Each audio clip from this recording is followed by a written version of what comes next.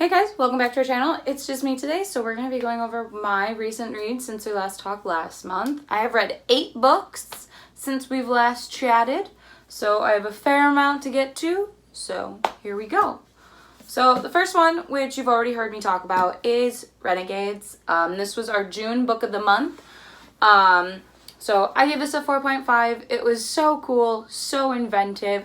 I love superheroes. I'm a big Marvel nerd. I thoroughly enjoyed this book. It was fun. It's a roller coaster of emotions, and it's great. You should read the series. After finishing Renegades, I dove into Archenemies, also by Marissa Meyer. I unfortunately gave this one a 4 instead of a 4.5 with the first book. I found this one to be a lot more like development. Instead of actual plot and crime fighting. It was a lot of backstory and character development, which is fine. I still enjoyed the story and the character development, but when I pick up a superhero book, I expect like big fights, and there was really only like 1 or 2 in this book, whereas most of Renegades was showcasing powers and fighting, and I really enjoyed the action in that. So I just hope that Supernova has a little bit more action, and this development, I know it's important and will play a part in Supernova, which I'm really excited for. After reading the 2 Renegade books, I picked up Prince Charming by Rachel Hawkins, previously known as Royals. This follows a girl whose sister has basically become Meghan Markle. In their world, she is marrying the Prince of Scotland, so the younger sister has to kind of deal with the new press and going over to Scotland and figuring out all of the royal protocols and doing all of that sort of things. And someone keeps sabotaging her and putting her into tabloids. I don't know. I found this to be a little unrealistic, which, you know, not very many Americans marry into royalty. But besides the point, it just, the sister who was marrying the prince was just mean and rude to her younger sister, never heard her out. At the very beginning, we find out that our main character has broken up with her boyfriend because the boyfriend sold their prom pictures after the announcement of the engagement. And the older sister blamed our main character, which I found to be just really unrealistic and just overall shitty, and she did that throughout the book, constantly blaming her sister for these things that were happening, and that our main character had no control over. So I found that to be really frustrating, especially someone who has a younger sister. That's not at all how I'd react. I'm a little curious as to like where this series is going, because I kind of expected this to end with the wedding, and it didn't. I know there's a companion novel, which follows another character in the story, so I kind of want to continue this series, even though I gave this a 3.5. It was really predictable. I didn't super love it. It was cute. That was about it. Contemporary's not really my thing, so this was kind of a dive into different territory for me, but So the next book that I picked up was Grayson Fury by Tracy Banghart, and this was actually a reread for me in anticipation for the sequel, Queen of Ruin. I read this first last year and really enjoyed it. It was different. It was very feminist, and I really enjoyed that. So my reread, I gave it a 4 again. A couple things I did notice is there were a bit of obvious tropes that are spoilery, so I won't talk about.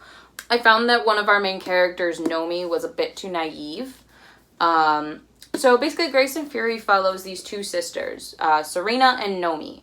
Serena has been trained all of her life to be a grace, which is basically every 3 years, the king of this land picks 3 graces to help make more offspring, and it's like wives, basically. So Serena has been picked as a potential grace, and she chooses Nomi as her handmaiden. And Nomi, being the older sister and the rebel of the siblings, doesn't really care for this whole thing, and she has done something illegal. In this world, it is illegal for women to know how to read.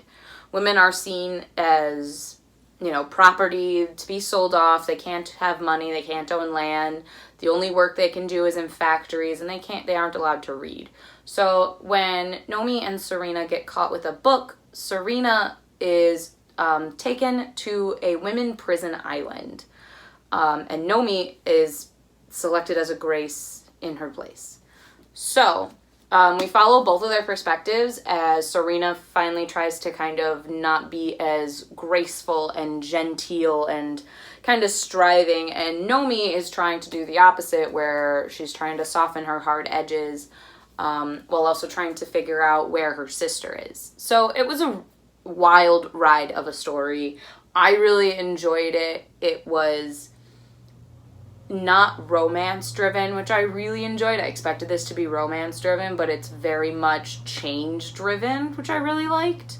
So this one got a 4-star from me. Naturally, because I read it in anticipation for Queen of Ruin, I read Queen of Ruin.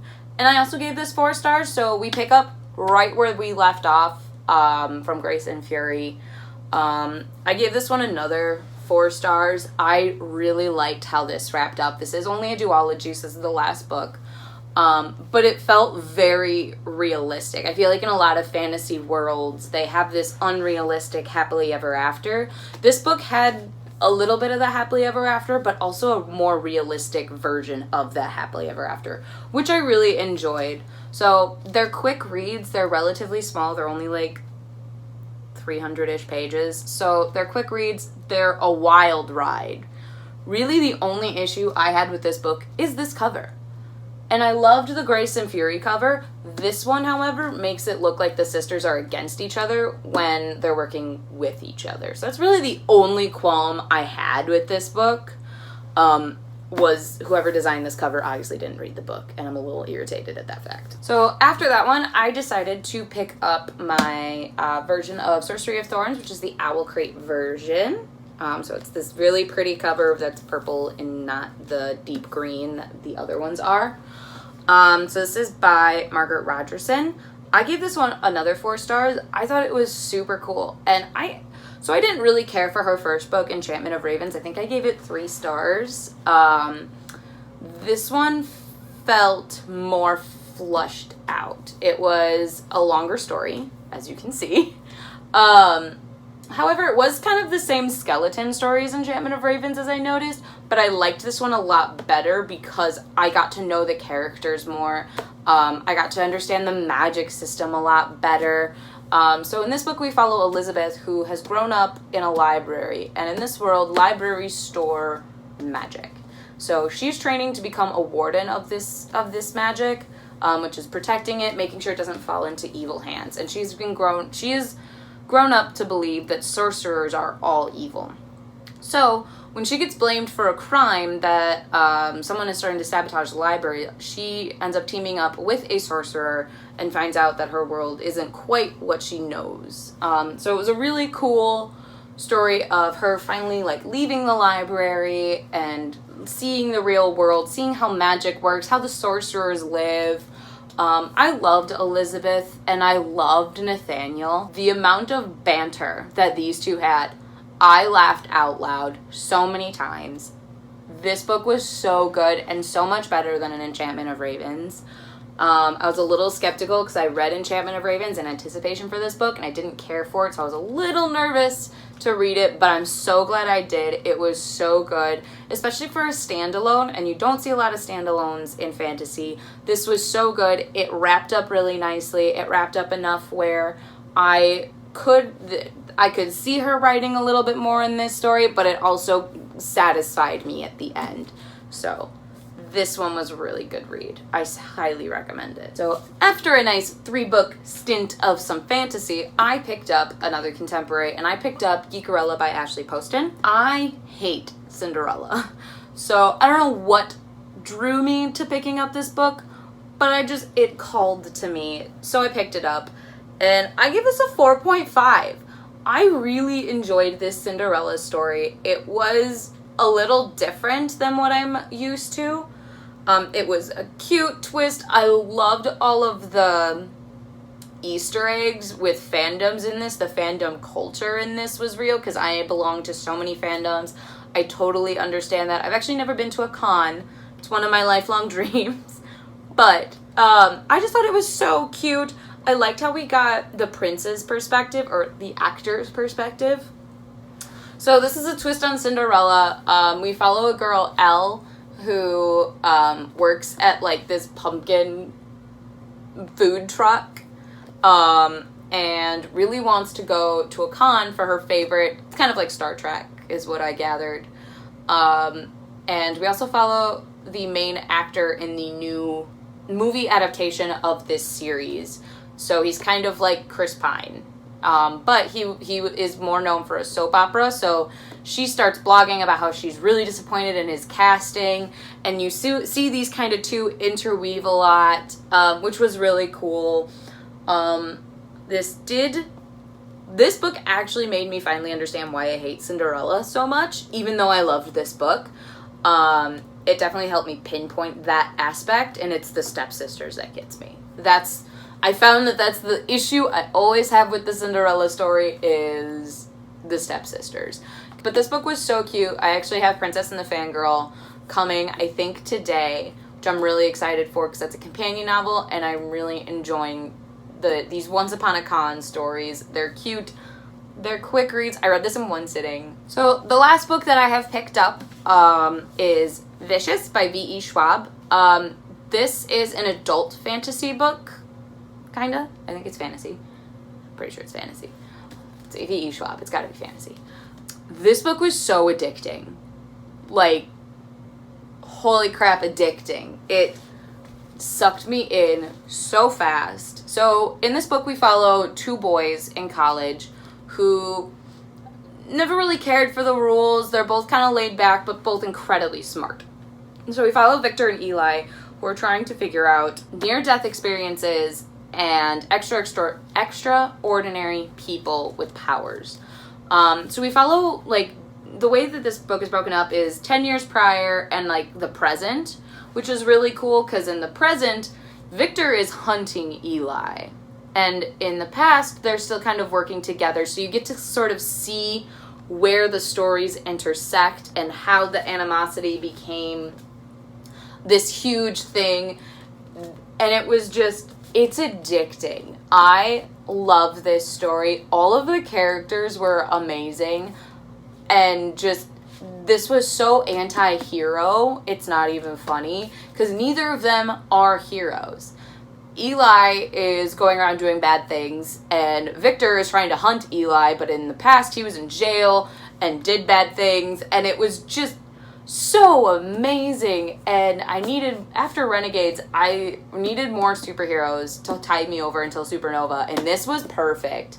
They're not superheroes though, which is so cool, but they have these super cool powers, and it's just, this book was so amazing, and I loved it. I gave it 5 stars.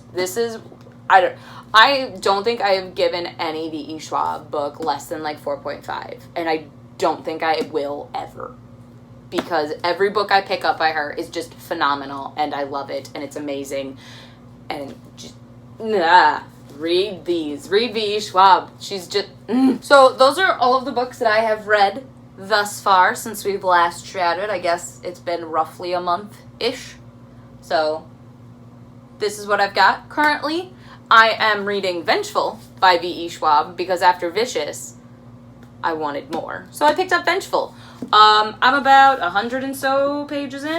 And it's just as addicting. There's new characters, there's new people, there's new powers, there's new backstory, and I am here for it. So, as usual, all of the links and everything is down below. Feel free to check them out. Do whatever. We're pretty active on everything.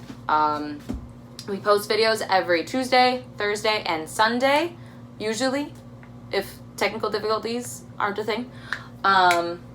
So yeah, feel free to like, comment, subscribe, any recommendations you would like. And don't forget that our July book of the month is Bloodleaf by Crystal Smith. We will be having a book talk on this book early August. So look forward to that. Read along with us on Goodreads. I haven't started it. I don't know if the other girls have or not. We don't really talk about the book until we show up. So, yeah, that's all I have for you today, and I will see you in our next video. Bye!